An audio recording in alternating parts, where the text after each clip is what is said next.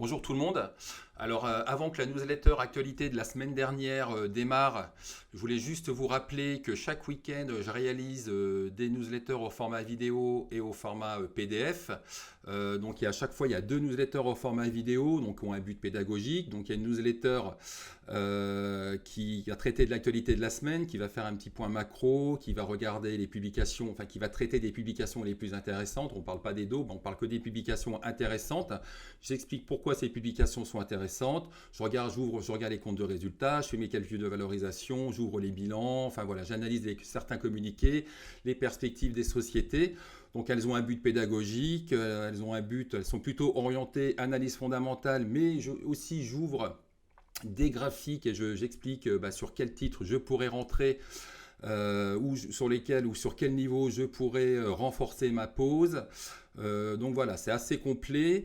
Donc là, c'est la partie actualité, donc les meilleures publications de la semaine passée, mais c'est aussi des publications qui généralement vont porter des titres sur plusieurs jours, plusieurs semaines. Donc c'est pour ça que je reviens dessus.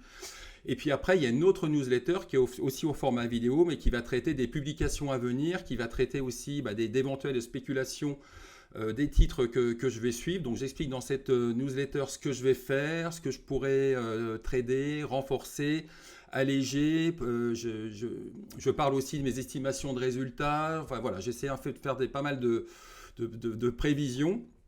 Et surtout, voilà, j'explique ce que je vais faire. Donc la durée de ces deux newsletters, elle varie beaucoup. Ça varie beaucoup si on a une actualité chargée. Ces deux newsletters, la durée totale peut atteindre jusqu'à 2 heures. Là, c'est un peu le cas en ce moment. Et puis après, quand on a une actualité, on va dire, moins chargée, elles vont durer au maximum 45 minutes. Alors vous allez me dire, ouais, 2 heures de newsletter chaque week-end, c'est... Alors ouais, c'est vrai que c'est long. Après, il faut savoir qu'elles ont un but pédagogique. Certaines, on peut les revoir même plusieurs semaines après. Et après, mais par contre, pour les pressés, pour les gens qui n'ont pas forcément le temps de regarder des newsletters tous les week-ends, ça que je comprends tout à fait, il y a une newsletter au format PDF qui résume tout ce que j'ai dit, que ce soit au niveau des publications, au niveau de l'actualité et aussi au niveau de l'agenda à venir. Donc là, cette newsletter, ça prend 5-10 minutes à la lire. Et puis après, il y a aussi une autre newsletter que réalise JM sur des stratégies de trading, sur des graphiques à suivre. Donc c'est deux newsletters au format vidéo PDF. Enfin, il y a deux newsletters, enfin ça dépend, des fois il y a deux newsletters au format vidéo, des fois il y en a une. Par contre, il y a format vidéo, format PDF, et ces deux types de newsletters, elles sont accessibles via l'offre premium et via l'offre hebdo. Voilà, je vous laisse tranquille.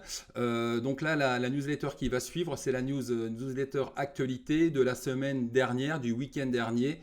Et vous verrez dedans, je parle de quelques publications qui m'avaient interpellé, comme celle de Hopscotch ou la news sur Boa Concept. Vous verrez, il y a d'autres choses. Et puis, je vous souhaite un bon visionnage et je vous dis à bientôt. Bon week-end. Bienvenue sur la newsletter vidéo de la semaine du 3 avril 2022. Donc j'ai pas mal de choses encore à vous raconter là cette semaine, dont deux vidéos. Il y a quand même la plupart des sociétés ont publié leurs résultats annuels. Donc le rythme des publications devrait se ralentir, mais bientôt on va passer aux publications du chiffre d'affaires des premiers trimestres. Ce sont les valeurs du CAC qui vont commencer à publier. Donc là, on pourrait avoir des premiers profit warnings. Alors, on en a eu quelques-uns dans le secteur auto. Donc, on va voir comment les autres secteurs vont résister face à cette montée de l'inflation, à cette montée du cours des matières premières. Donc, on n'en est pas encore là. Les T1, c'est dans quelques semaines. Mais en tous les cas, on voit que là déjà, la semaine prochaine, il y aura beaucoup moins de publications de résultats annuels. Donc deux vidéos avant de parcourir l'actualité de la semaine. Ça, c'est ma nouvelle chaîne. Donc je vous invite à regarder, à liker, à partager, etc. Donc il y a pas mal de choses. Il y a des lives de trading sur Breakout. Donc pour ceux qui ne connaissent pas. Voilà, ce sont des vrais ordres. Ce sont des ordres, des trades qui ont été filmés en live. Là, il y a aussi les gaps baissiers. Ça, c'est des vieilles vidéos que j'ai récupérées d'Objectif Eco, mais que je remets ici, puisque voilà, je pense qu'il y a des choses à prendre. Il y a surtout beaucoup de breakout. Là, une trade de news, trade sur gap baissier. Voilà, ça explique comment je trade les gaps baissiers. Et puis là, voilà, des trades, vous verrez, vous regarderez. Donc, n'hésitez pas à partager, à liker toutes ces vidéos, puisque les likes, ça permet d'avoir plus de visibilité sur YouTube. Donc, je reviens à l'actualité de la semaine. Donc, un CAC qui a rebondi. Donc, c'est vrai qu'il y a toujours un certain optimisme sur les marchés. Alors, c'est vrai que ces marchés croient en une solution diplomatique et considèrent presque que la guerre est terminée. Mais ce n'est pas encore le cas. On en est loin, je pense. Enfin, loin, je ne sais pas. Mais en tous les cas, voilà, il y a eu des discussions en Ukraine. Bon, ça n'a pas avancé. Donc, ça risque de durer ces discussions. Et que surtout, voilà, la fin de cette guerre, elle reste incertaine et que les tensions restent vives. Hein. Justement, là, les Russes ont accusé les Ukrainiens d'avoir attaqué, d'avoir fait exploser des réserves de pétrole en Russie. Donc voilà, et les tensions restent vives et surtout, plus ces tensions vont durer, plus cette guerre va durer et plus les conséquences risquent d'être fâcheuses pour l'économie. Je pense notamment à l'inflation, à la hausse des matières premières. Donc la volatilité donc, devrait durer. Voilà, il faut être très prudent. Et puis je vous dis, là on arrive sur la publication des T1. Et c'est là, je pense que peut-être que là, je commencerai peut-être à prendre des positions baissières sur le CAC. On verra. Et puis surtout, donc, il y a l'inversion des taux qui est en train de se préciser. Les taux à 2 ans et à 10 ans. Alors je ne sais plus si j'en ai parlé. J'avais montré un petit... j'avais mis un lien, je crois, la semaine dernière. Bon, de toute façon, il faut que faut que je développe ça dans une prochaine vidéo. Mais en tous les cas, voilà, on a une possible récession à venir dans les 12 mois, voire en Europe, parce que je crois qu'au niveau de l'économie allemande, hein, ça patinait pas mal. On avait déjà des mois, un trimestre, je crois, de récession, enfin un trimestre en baisse. Donc voilà, pour qu'on ait une récession, il faut qu'on ait 2 trimestres en baisse pour acter une récession. Donc on n'en est pas loin en Allemagne. Donc vraiment, il faut être prudent. Voilà. Mais je vous dis, ce qui est étonnant, c'est que ces marchés résistent, sont résilients. Voilà, mais il faut rester très prudent, donc toujours privilégier les valeurs liquides des sociétés leaders. Alors les small caps sont à éviter. Alors c'est vrai que cette semaine, il y a quand même 2 small caps. Enfin, quand je dis elles sont évitées, il faut quand même essayer de trader un peu. C'est vrai que le moyen terme, voilà, il y a plein de titres qui sont peu valorisés, mais ils ont beau publier de bons résultats, ça patine, quoi, les titres retombent. Il y a quand même des titres qui publient qui sortent des résultats vraiment exceptionnels et ceux-là, il faut vraiment s'y intéresser, ceux-là, parce qu'ils peuvent être portés encore pendant plusieurs jours, plusieurs semaines par ces publications qui sont des publications qui surprennent. Et c'est le marché, il a envie d'être surpris. Une publication en ligne ne suffit plus, il faut vraiment sortir quelque chose d'exceptionnel pour voir le titre décoller. Et on a pu le voir cette semaine avec 2 publications, j'y reviens. Au niveau des matières premières, on a une petite consolidation au début de semaine et puis c'est reparti. On va regarder ça.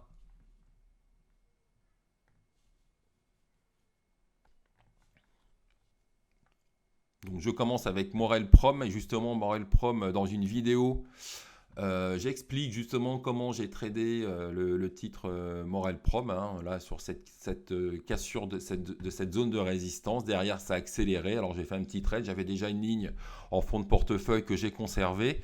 Et là, le titre, il est inarrêtable. Inarrêtable. Et en vue hebdo, c'est vrai que le titre, déjà à l'issue des résultats annuels, hein, je vous avais dit qu'il était peu valorisé. Et en vue hebdo, faut vraiment, c'est vraiment bullish.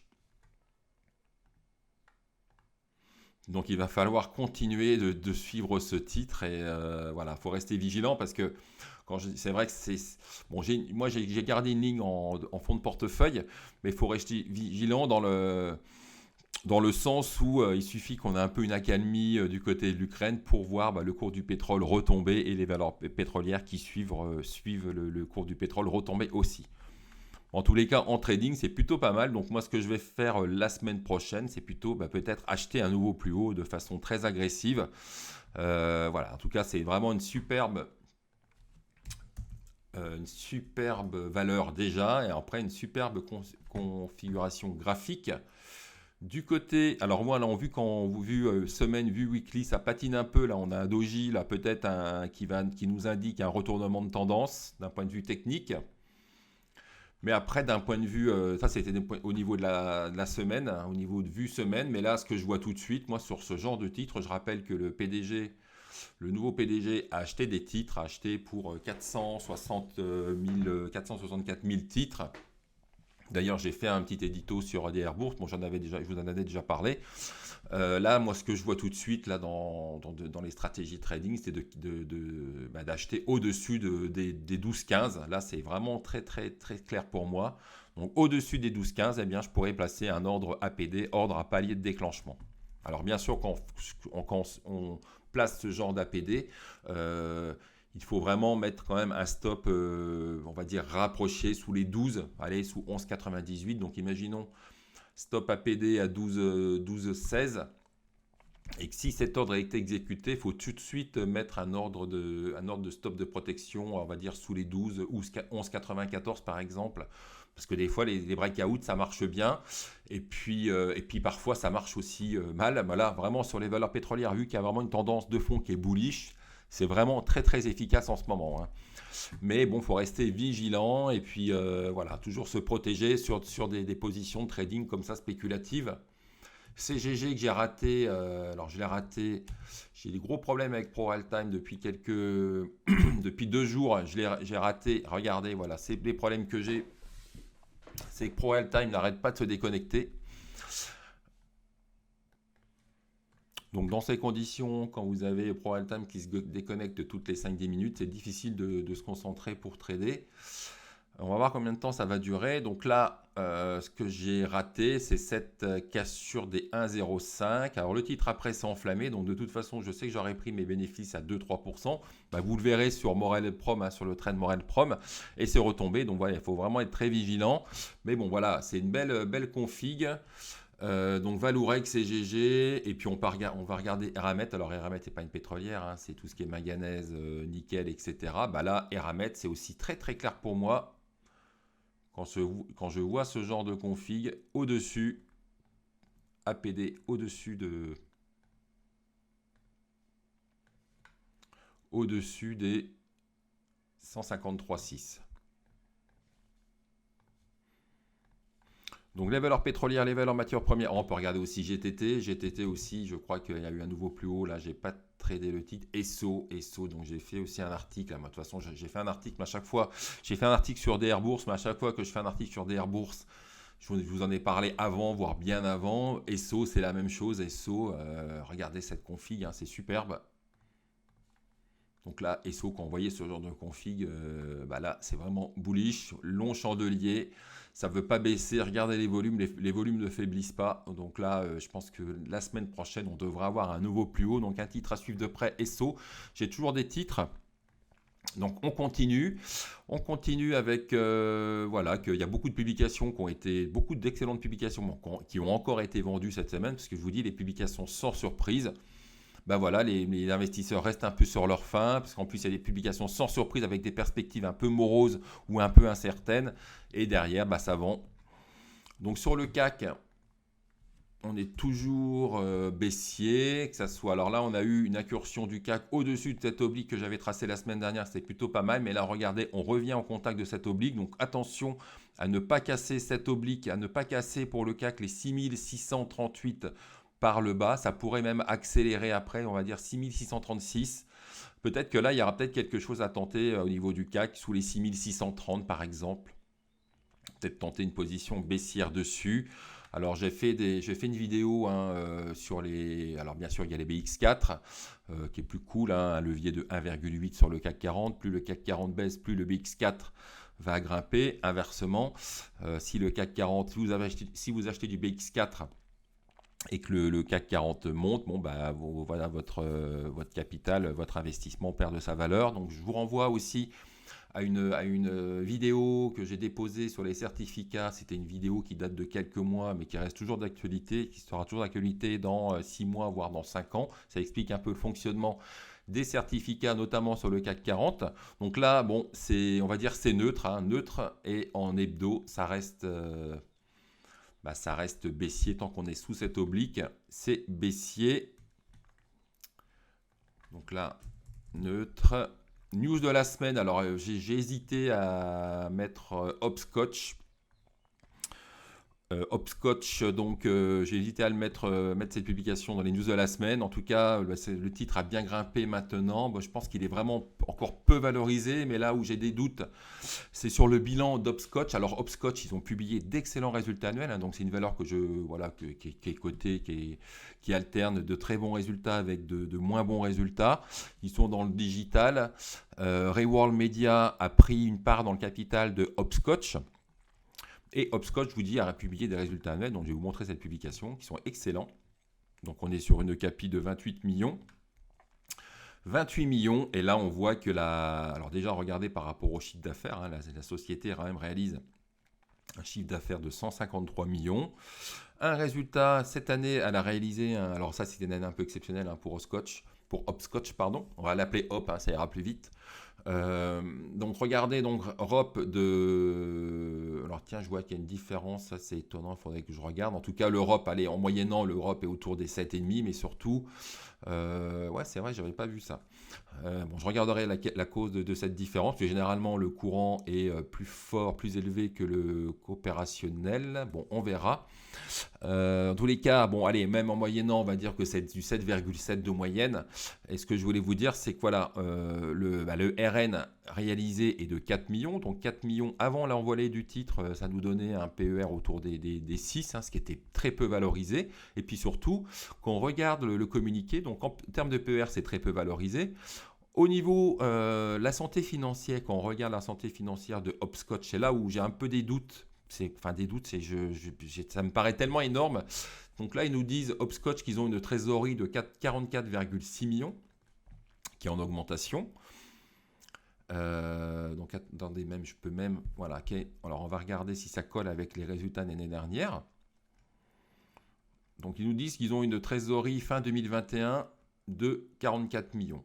Alors c'est tout à fait possible parce que regardez, l'année dernière, on avait une trésorerie de 38,7. Donc étant donné qu'ils ont dû générer du cash pour avoir une trésorerie de 44 millions. Donc ça colle complètement. Et par contre, après, ils nous disent qu'ils ont des emprunts bancaires de 30,4 millions. Et là, ils nous disent que la situation financière, alors là, c'est là où j'ai des doutes. J'ai des doutes pourquoi 30 millions, regardez, là, on est à 40 millions. D'accord. Alors ça voudrait dire que la dette a augmenté et que la trésorerie a aussi augmenté. Mais en même temps, derrière, ils nous disent que la santé financière nette de dette, donc c'est-à-dire nette de dette, trésorerie moins dette, est de 14,2. Alors si c'est vraiment le cas, donc si on a, ce qui voudrait dire que là, si je lis bien le communiqué, c'est pour ça que je voudrais vraiment avoir la confirmation dans le bilan. Là, on a 44 millions de trésorerie, 30 millions de dettes. Donc, ce qui signifierait que là, on devrait avoir 30 millions. Alors, peut-être qu'ils ont oublié quelque chose. Hein. Peut-être que là, c'est 30 et ils ont oublié de parler de ça. Donc là, on devrait avoir 30 millions au total, donc, et non pas 40. Et là, on devrait avoir 44. Alors, si c'est le cas, si on a une trésorerie nette de dette de 14 millions, ça voudrait dire que cette trésorerie nette de dette couvrirait quasiment la moitié de la capitalisation. Et là, ça serait vraiment exceptionnellement bas encore, malgré l'envolée du titre. Alors après, quand on calcule... Alors, je sais pas, donc voilà, en termes de PR, c'est très bas. Et puis surtout, notre trésorerie nette de dette me paraît vraiment exceptionnelle au vu de la capitalisation boursière. Et puis surtout, ce que ça nous donnerait en termes de VE, donc le VE, c'est la capitalisation moins les dettes plus la trésorerie. Ça nous donnerait une VE autour de 14 millions. 14 millions qu'on divise par, alors c'est un peu augmenté maintenant, on est autour de 2. Qu'on divise par le résultat opérationnel, ça nous donnerait un VE euro de 2, ce qui serait vraiment exceptionnellement bas. Alors c'est pour ça que j'attends le bilan pour vraiment être... Parce que des fois, ils nous embrouillent un peu, voilà, ils nous parlent d'emprunts bancaires et puis peut-être qu'ils oublient les emprunts bancaires à plus de 2 ans. Enfin voilà, faut vraiment être prudent par rapport à cette déclaration et c'est vraiment ce qui fait foi, c'est le bilan.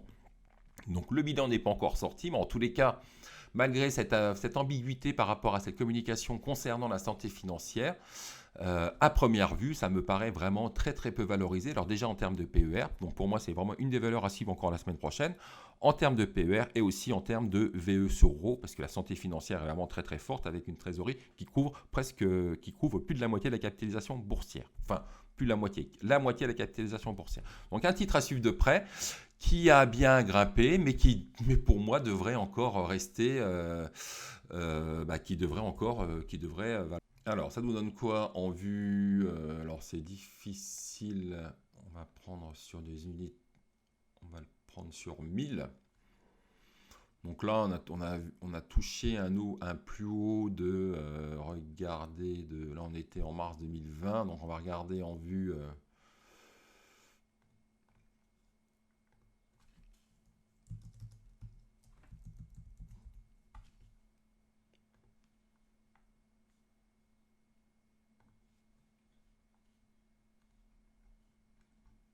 On a touché vraiment, on est vraiment sur des plus hauts qui n'ont pas été vus depuis plusieurs années, depuis 2008, hein, exceptionnel 2008.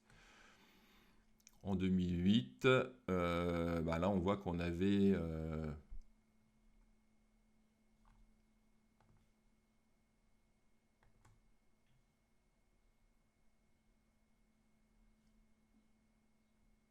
là on a une zone de résistance ici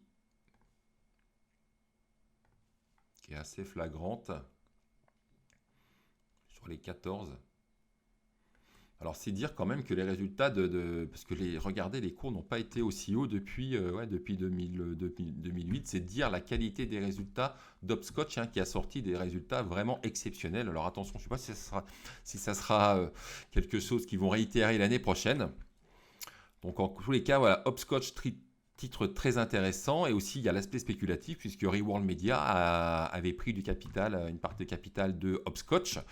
Et on pourrait très bien imaginer que Reworld Media se dépêche, s'empresse de lancer une opération sur Hopscotch. Donc il y a voilà, faible valorisation. En plus, il y a l'aspect spéculatif avec Reworld Media. Donc il y a Reworld Media. On peut faire un point graphique rapidement qui est peu valorisé. Et regardez, le titre, pareil, il ne veut pas s'arrêter. Hein. Donc là, ça c'est le genre de titre. Hein. Par contre, quand je vous dis pas de small cap, etc. Mais ça, ce titre-là, il est recherché, il est à la mode, il est tradé, il y a des volumes. Donc voilà, c'est un titre qu'il faut vraiment suivre de près et qui reste peu valorisé. Bon là, d'un point de vue technique, faut passer les 7,85. On voit que là, ça consolide un peu, mais ça reste solide. Il y a des acheteurs, donc à suivre de près encore Hopscotch, et aussi Reworld Media. Quadient qui a publié d'excellents résultats annuels.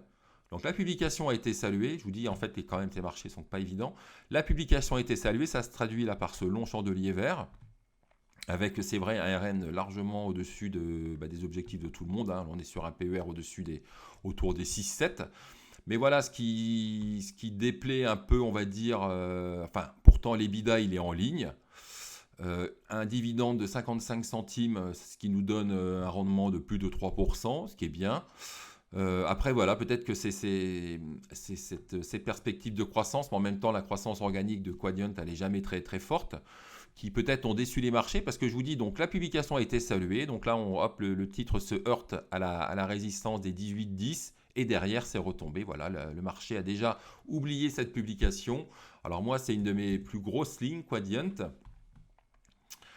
Et là, c'est vrai que c'est un peu décevant, ce comportement, mais il ne faut pas lâcher l'affaire. En tout cas, voilà, moi, j'ai gardé ce titre parce que voilà, ça me paraît peu valorisé. Après, voilà, est-ce que c'est pas parce que c'est peu valorisé que ça grimpe forcément? Mais après, voilà, ce que je dis souvent, c'est qu'on a plus de chances de voir un titre monter lorsqu'il est décoté ou lorsqu'il a une configuration graphique haussière. Hein. C'est vrai qu'un titre qui est très cher, on va dire qu'il a moins de chances de monter, surtout si sa configuration graphique est dégradée. Donc, en les cas, Guardian, c'est décevant. Une hausse une publication qui a été saluée et derrière c'est retombé. Et là c'est moche, hein, c'est 300 de lits rouges qui s'alignent. Donc là pour l'instant, faut rester prudent. En tout cas, ça n'incite pas à acheter, voire à renforcer. Ça n'incite pas. Il faut plutôt voir ce que va faire le titre sur cette zone de résistance. Je continue, donc peu valorisé, des perspectives correctes, mais voilà, le marché n'en veut pas. Erige, publication aussi excellente, mais pas de surprise. Donc le titre, il n'a rien fait. Il n'a rien fait tout simplement. Voilà, il est stable. Je m'attendais peut-être un peu mieux au niveau du résultat net. Hein. Je m'avais dit au-dessus des 20. Bon, voilà, ça nous donne quand même un PER autour des 6,5-7. Après, voilà, 2022, un dividende aussi qui est pas mal, hein, ça assure un rendement de 4%. Et c'est vrai que, bon, voilà, il y a peu, au niveau c'est difficile, quoi, il y a peu de perspectives, enfin, les perspectives sont sont assez évasives, comme beaucoup de publications. D'ailleurs, on peut comprendre les sociétés. Hein, dans l'environnement actuel, c'est difficile de faire des prévisions. Mais c'est ça, voilà, c'est ce manque c'est ces incertitudes autour des perspectives qui fait que personne n'achète véritablement. Tout le monde attend voir ce qui va se passer.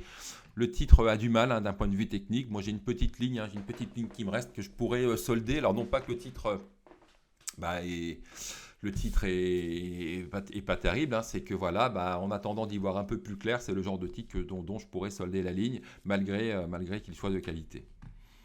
Je continue donc avec les... Donc voilà, ça c'est excellent. Après le reste, voilà, c'est très bon, mais Synergie, donc très bonne publication. Même d'ailleurs avec Groupe CRI, c'est vrai que c'est très bien, c'est peu valorisé.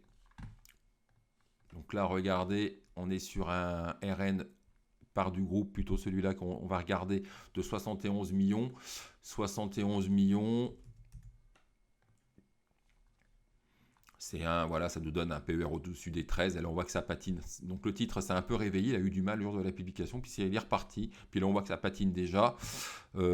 Intéressant, ALDLS pour le code ou DLSI, petite société d'intérim. Alors là aussi, eux, ils ont publié un RN autour des... Alors je vais vous montrer, il est ici, RN autour des 3 millions, PER autour des 10. C'est peu valorisé, hein. C'est peu valorisé, mais c'est vrai que c'est quand même beaucoup moins liquide que Synergie. Donc DLSI, c'est un peu moins cher, mais très peu liquide. C'est un peu dommage. Regardez les volumes, ça fait 130 000, mais bon, c'est un titre qui est pas mal. Et puis là, on voit qu'il y a une petite résistance des 13,50. C'est cette résistance qu'il faudra casser. Autre publication, donc tout ça, c'est des bonnes publications. Hein. Je rappelle à chaque fois que je parle que des bonnes publications, voire que des excellentes publications, ou de titres intéressants. Je ne vais pas parler des dos, mais on n'a pas de temps à perdre. Herold qui a publié des résultats annuels plutôt pas mal, avec un premier semestre qui avait été bénéficiaire et là le deuxième semestre aussi bénéficiaire. Et quand on regarde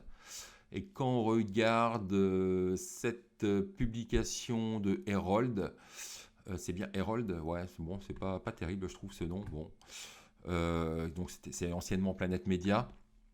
On est une petite capi, donc le groupe Marie-Claire est rentré dans le capital, voilà, ça apporte un petit attrait spéculatif. Ils vont peut-être aider justement Planète Média, Herold, à se développer. Et là, bon, redressement de la société, regardez, le Rex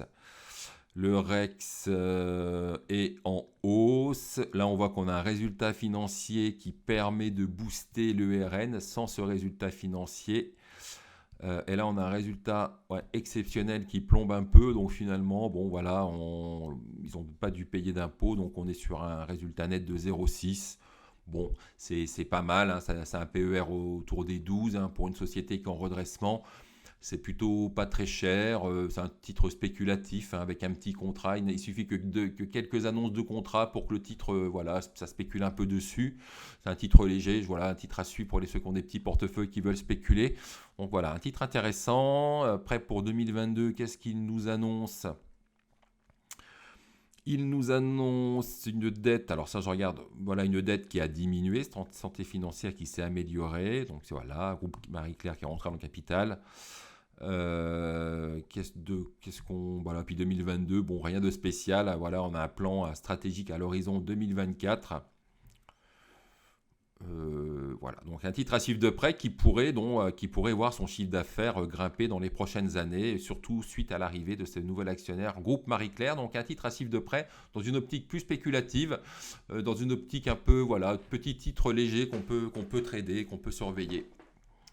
Adosia qui a publié, n'ont pas publié, mais là ils ont annoncé donc un renforcement de leur trésorerie suite à la vente de leur laboratoire. Donc ça veut dire il y a de la valeur dans les immeubles hein, qu'ils détenaient, puisque ça va permettre de booster, de gonfler la trésorerie de 19 millions d'euros. Alors c'est vrai qu'Adosia ils sont dans le diabète, donc après c'est plus trop à la mode le diabète.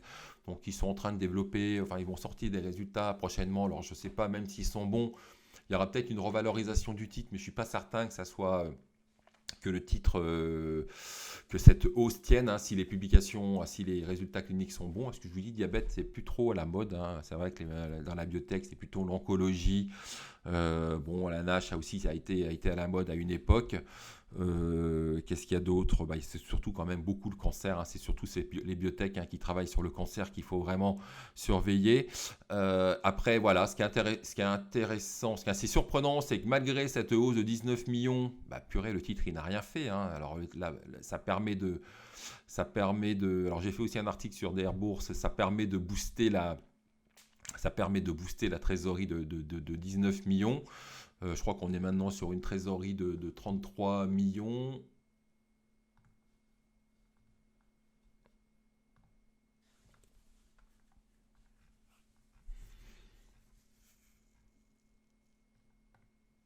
Ouais, 33. Non, ouais, pour une. Voilà.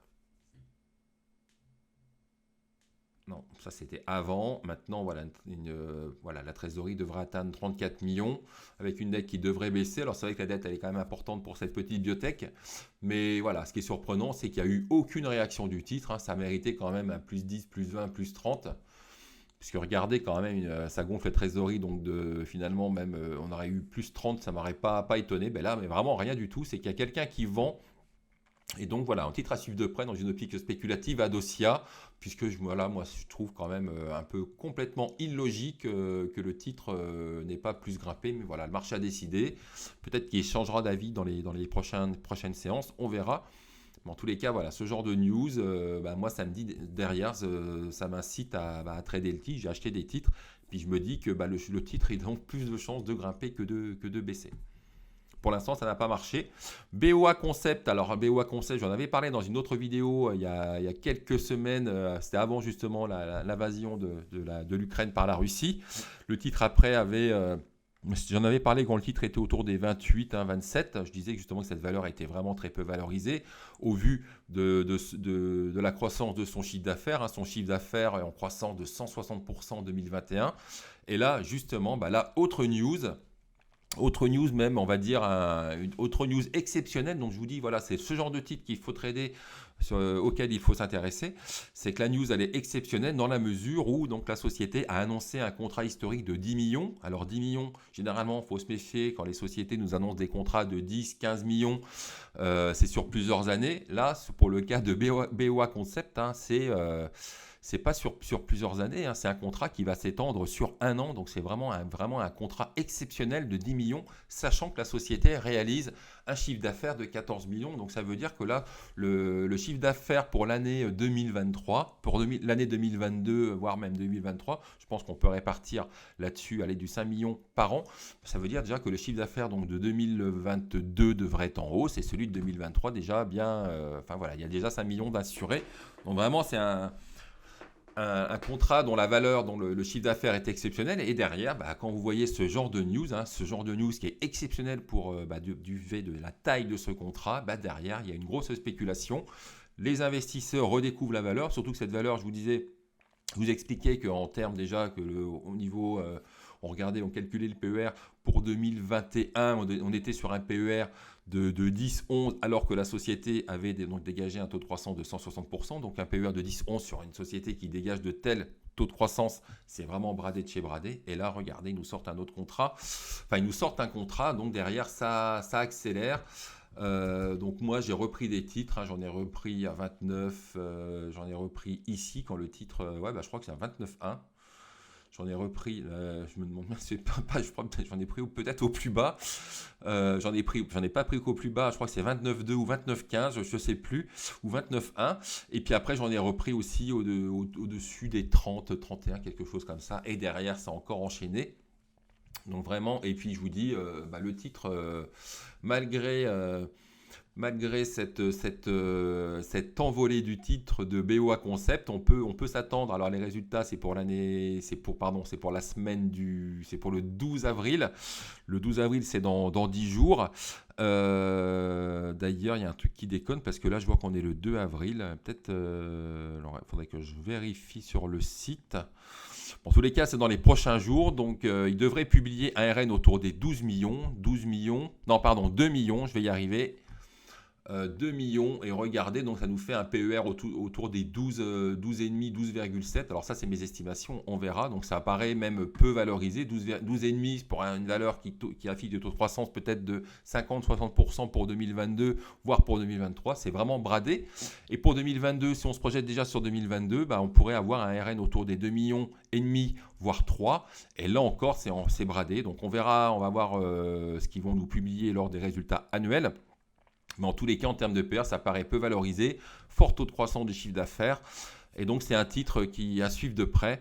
Et puis, voilà, les gérants de Gay-Lussac qui ont aussi apprécié cette société. Donc, ils sont plutôt bons. Donc, voilà, il faut suivre un peu ce qu'ils font. Hein. Généralement, ils sont assez bien inspirés, voire très, très bien inspirés. Donc, voilà, à suivre de près. Donc, BOA Concept, hein, dont moi, j'ai initié donc, une ligne 21, 29.1 et puis après 30 et quelques. Je crois que j'ai une ligne à peu près de 800 et quelques titres. Alors, il faut y aller. Le problème aussi de BOA Concept, le seul problème que je vois, c'est la liquidité, hein, avec un carnet d'ordre un peu creux, un peu chiant.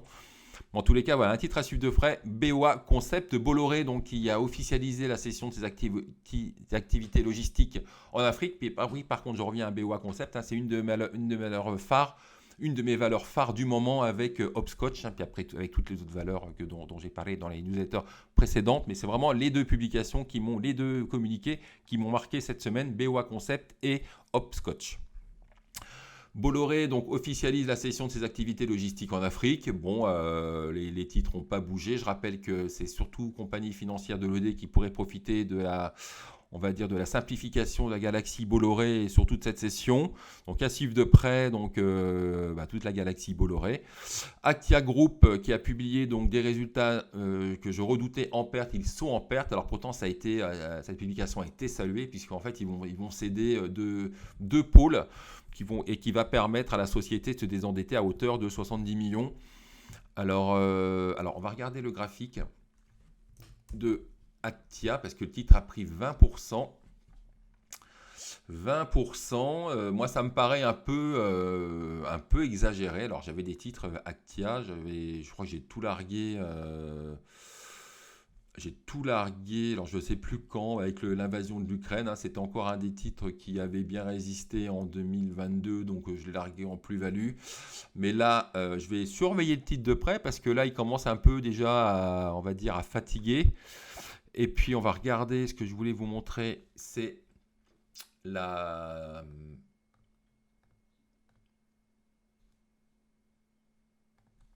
publication. Donc là, l'EBITDA, elle est de 22,5. Quand vous voyez ça, alors eux, ils font pas les parenthèses, ce sont des crochets, on va dire. Là, on est sur un résultat net de moins 6,4. 4, voilà, en fait, après, c'est des perspectives à plusieurs années. Et ce qui a vraiment plu au marché, c'est ça, cette session. Et alors, je crois que j'avais vu le montant de ces deux sessions qui devaient permettre à la société de se désendetter. On va continuer. Bon. Donc, la publication 2021 d'EBITDA de 22,5, 22,1. Là, l'euro en baisse, en perte. Le RN en perte.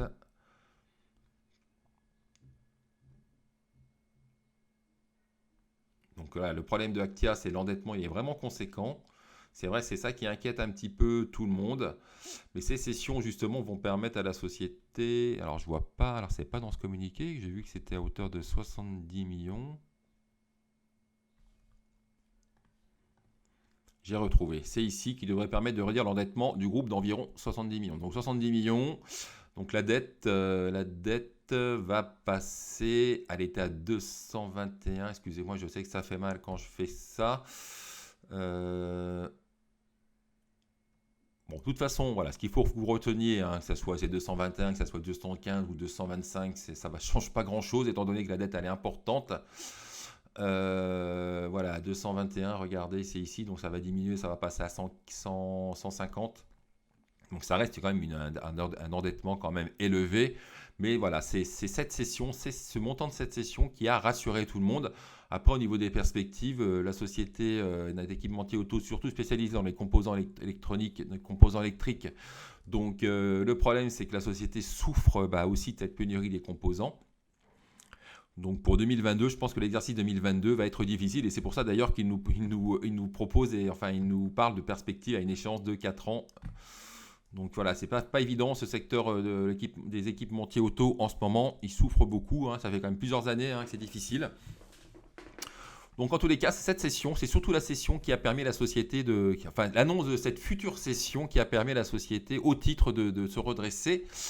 Xilam donc publié des résultats en ligne. Alors c'est vrai que moi je m'attendais pas, je les ai trouvés pas mal, hein, mais en fait rien de surprenant. Mais pourtant le titre là a grimpé. Il a grimpé. Bon en termes de PER tout ça c'est pas mal. Après voilà les perspectives sont, ouais ils nous parlent des perspectives sur 2 ans 2022-2023. Bon, fais voir, attends le titre, je crois qu'il a grimpé de. Donc moi je suis pas un grand fan de Xilam, je trade le titre.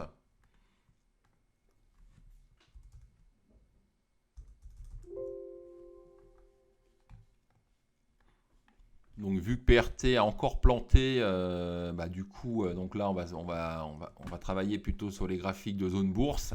Là on voit, regardez, c'est quand même pénible hein, cette histoire, parce que j'ai contacté plusieurs fois. Donc là, par rapport au graphique de Xilam, regardez là ce qui plaît. C'est vrai que j'avais pas vu ça, il y a une oblique comme ça qui a été cassé et derrière ça nous donne un mouvement haussier et donc là voilà le titre a été acheté suite à cette publication plus 5,23 en plus avec dans des volumes conséquents. Donc la config elle est plutôt pas mal, on se dirige vers les 40. Donc j'ai un peu raté ce trade. Dans tous les cas au niveau de la publication, bon pour moi c'est pas mal, hein, sans surprise on va dire en ligne avec les attentes et là je suis un peu surpris, je vous avouerai du de la hausse du titre, hein, mais c'est vrai que cette semaine, de toute façon, voilà, il y a pas mal de publications qui, des fois, ça donne lieu à des réactions surprenantes. On a vu le voir sur Quadian, par exemple.